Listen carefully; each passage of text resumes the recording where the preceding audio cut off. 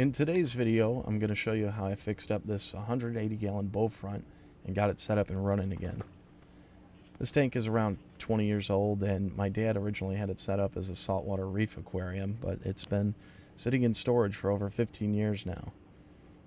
I decided not to use the built-in overflows and sump because the fish I'm raising here give birth to very small babies, so I didn't want them getting sucked into the sump and losing them.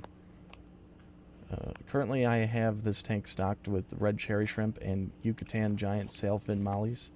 The bloodline I have here is from Greg Sage of Select Aquatics, and all these babies are from my home tank where they've been breeding for a while now. I got this tank going without a cycle by using an already established sponge filter from another tank. I added Dragonstone and Dragonwood from SR Aquaristic. And I'm using Easy Green, root tabs, and passively dosing CO2 to help with the plants. And most of the plants I got here are from Aquabid. I got them as trimming, so we'll see if they take off with time. And here is the tank right after I had taken it out of storage and blown it off with a compressor. Within a couple hours I got it all vacuumed out, and I scrubbed it down with a sponge using Barkeeper's Friend. I then thoroughly rinsed out the tank and filled it with water and left it for 24 hours to make sure it wouldn't fail before moving it into my office. Once it passed the test, I moved it in and filled it up, and my rock and driftwood came, so I added that and tried to make a good-looking aquascape. Like I said, it's my first time, so take that with a grain of salt. I added some dwarf chainsword because that's one of the plants I had at home that had been taken off. And then I added the mollies and cherry shrimp, and you can see them being released right here. It took a little while for them to get used to their new environment, as it's a much bigger tank than what they came from.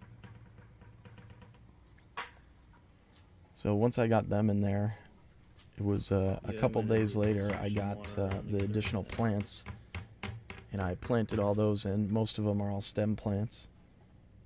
They get stuck to the side a lot. Yeah. There's a detritus worm right there. See it? Yeah. So coming up right here, you can see those new plants. And then I'll show you the media I'm using, the substrate. It's Black Beauty sandblasting media, and I've had good luck with it in the past. I think it looks pretty good, and my Planet Tank at home has a giant Amazon sword growing in there.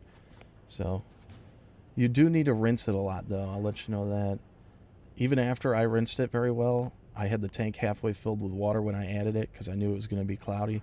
I drained that water out and refilled it, and I was pretty much good to go. And this is a close-up of all the plants we have. Dwarf chain sword, Anubias gold coin, Amazon sword, Java fern, multiple species of Rotalia and Ludwigia, and pearlweed and duckweed, of course.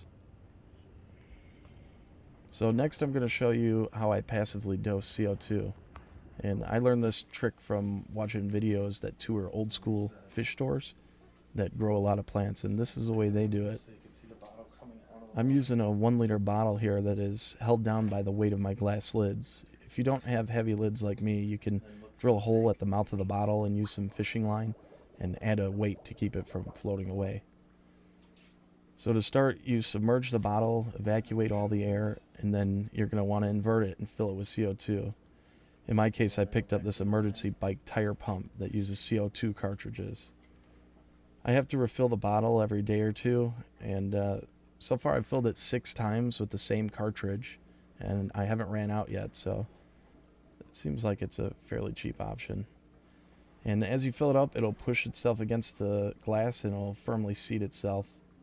And as CO2 dissolves in the water, it will refill with tank water. And you can also add a float or a bobber inside the bottle to make it easier to tell when it's getting low and you might have to refill it. And then I got another trick here I want to show you. I use a 1/2 inch clear plastic tube to tuck the roots back in all the time if I see any poking out, and I also use this 3/8 dowel wood. I added 2 O-rings to it to make it a little more efficient, which you'll see in a minute, but it's not required. Get a close-up of the dragon stone right down there. And here you can see on the Dragonstone, if your sand gets kicked up and you get sand on there, you can use this to displace the water and push the sand off your stone, get it looking exactly how you want. And alternatively, if you draw the rod back, you can vacuum up loose substrate and redistribute it. Say you're trying to flatten out some hills and valleys at the front of your tank. I find it kind of helpful for that. And then go ahead and come up But one of the really cool things I do with this is planting my root tabs. You know, in a large planting tank like this, you have to stick your whole arm in to get down to the substrate. And, you know, I was constantly getting covered in duckweed. But here's a cool way to avoid that. You don't even have to put your hand in the tank. Since these root tabs float, it won't go on its own, but that's what you have the dowel rod for. So pick your spot, drop the root tab in, and then take your dowel rod and go ahead and just push it down in. I'm showing how I can plant the root tabs. And it works like a charm for me. Get my hands dirty. So for feeding the newborn babies, I have a brine shrimp hatchery at work.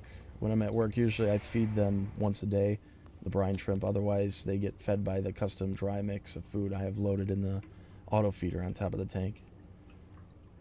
So here's a quick video of the babies eating some brine shrimp.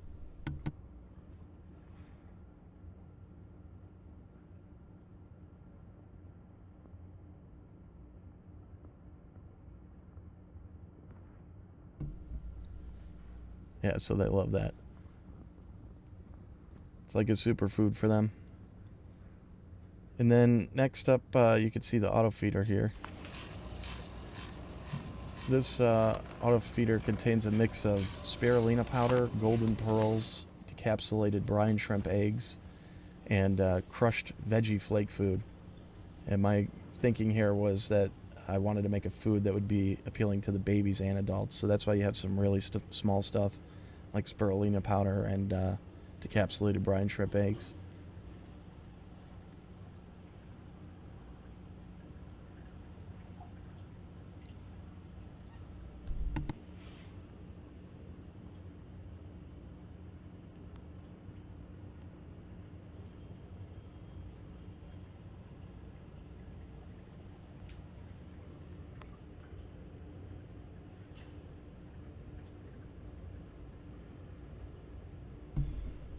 And then to leave you off, since I don't have any footage of my own of the adults, this is a clip from Greg Sage, Select Aquatics. This is what the adults look like.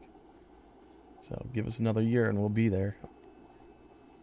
Well, thanks for watching, everyone.